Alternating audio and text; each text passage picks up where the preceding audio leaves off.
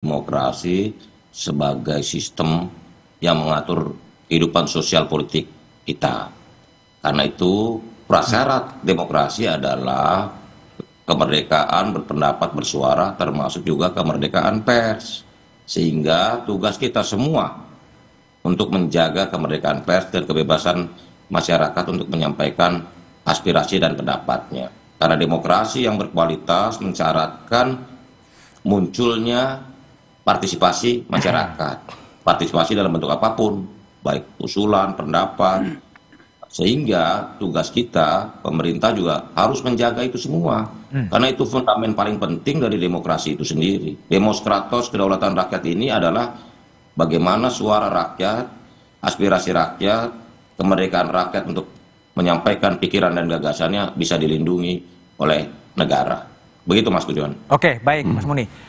Bung Akbar, jadi gimana Anda sebagai konten kreator agar kreativitas Anda tetap terjaga dan tidak terbungkam, apa yang mau dilakukan kalau memang rezimnya seperti itu?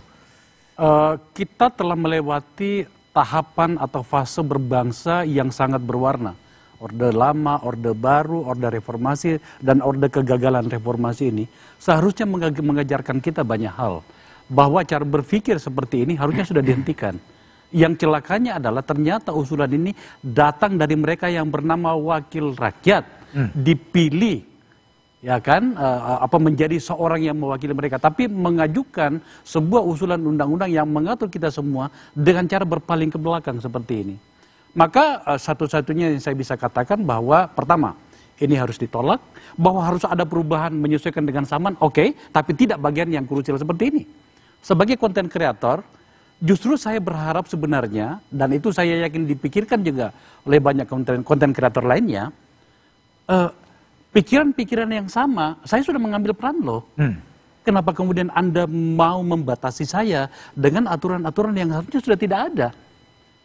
Saya membuat konten tidak dibiayai oleh negara. Saya mengambil inisiatif sendiri, belajar sendiri, membaca sendiri, mencari dana sendiri untuk menggaji staf saya. Tapi kemudian itu dianggap sebagai bagian dari rencana musuh, bahasa saya seperti itu. Maka untuk itu menurut saya pertama kita lawan ini, yang kedua revisi pada bagian yang layak untuk revisi, tapi tidak pada bagian ini. Yang ketiga, orang-orang yang mengambil peran dan kemudian mengambil peran dalam berbangsa, dalam hal penyiaran dan informasi, tapi kemudian mengambil posisi mengajukan undang-undang seperti ini, harus kita nyatakan sebagai musuh bangsa. Musuh bangsa. Bung Maman, wakil rakyat kok bisa membawa ke zaman batu, itu gimana? Satu, sekali lagi, ini kan ada hikmahnya, Mas Budiman. Satu, tentu bagi badan legislasi, karena sekarang draft RUU itu ada sekarang di Balek, tugas pertama kami sebelum mengundang seluruh pemangku kepentingan dalam hal ini adalah civil society, maka nanti akan kami komunikasikan dengan pihak pengusul bahwa ini ada masalah yang ditemukan, ada berbagai macam masukan. Mungkin saja nanti bisa saja pengusul bisa menarik kembali dan melakukan revisi, ya kan, itu memungkinkan. Atau yang kedua, mungkin akan kita lakukan juga pemanggilan atau mengundang kepada semua pemangku kepentingan yang lain untuk kita mintakan masukan mana yang terbaik sih buat kemerdekaan pers tadi, baik menyangkut soal posisi Dewan Pers dalam menyelesaikan sengketa jurnalistik itu, ataupun juga menyangkut soal kedudukan dari jurnalistik investigasi tadi. Apakah memang itu perlu diatur atau tidak? Kami akan mendengar semua pihak. Termasuk malam ini kita diskusikan.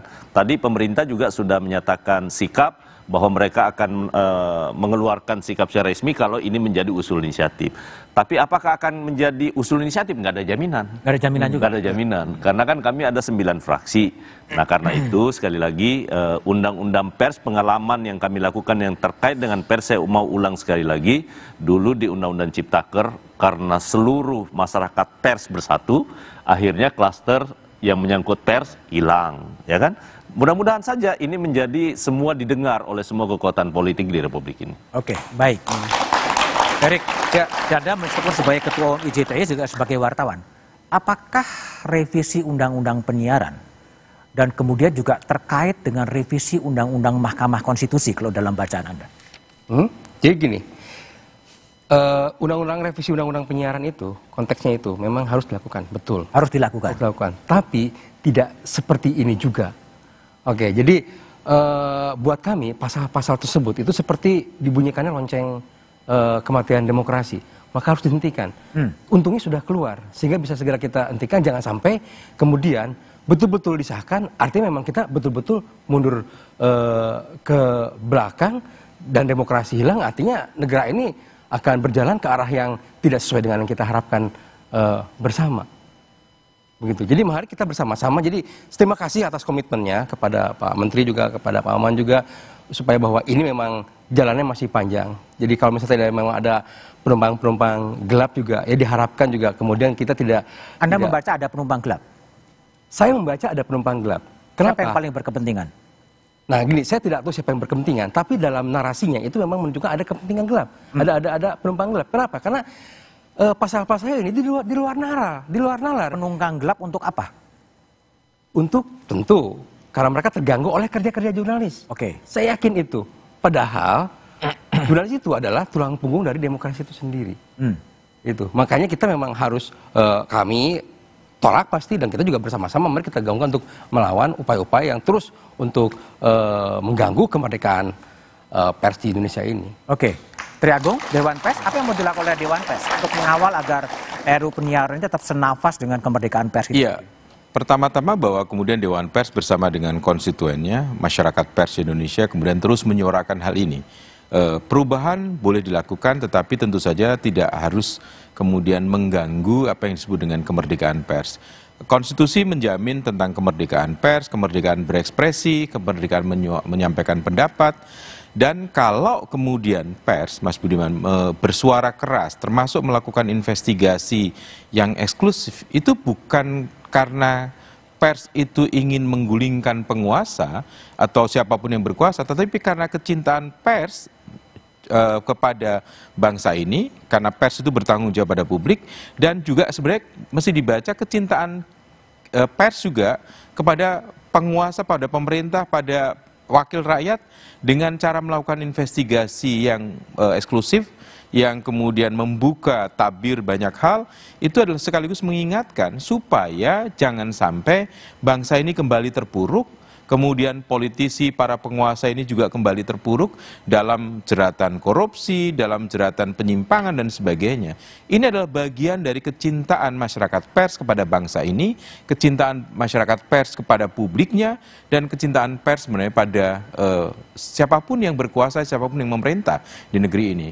Karena negara tidak mungkin ada tanpa pemerintah, tapi juga negara tidak mungkin ada tanpa rakyat. Dan negara harus dijaga oleh para penjaga-penjaganya, salah satunya adalah pers. Oke. Dan itu yang harus suarakan. Baik, Triagung, Mas Herik, Mas Maman, dan Akbar Faisal, dan Mas Muni, Budi Aristiadi telah bergabung di satu meja The Forum. Terima kasih. Liputan investigasi memang bisa membuat kekuasaan khawatir dan membuat kekuasaan tidak nyaman. Hakikat liputan investigasi memang membongkar penyelewengan dan penyimpangan kekuasaan yang selalu ingin ditutupi. Itulah tugas jurnalisme. Di luar negeri, liputan investigasi mendapat penghargaan tinggi. Karena itulah penyusupan pasal dalam RUU penyiaran yang melarang media melakukan investigasi adalah ide keblinger yang diniatkan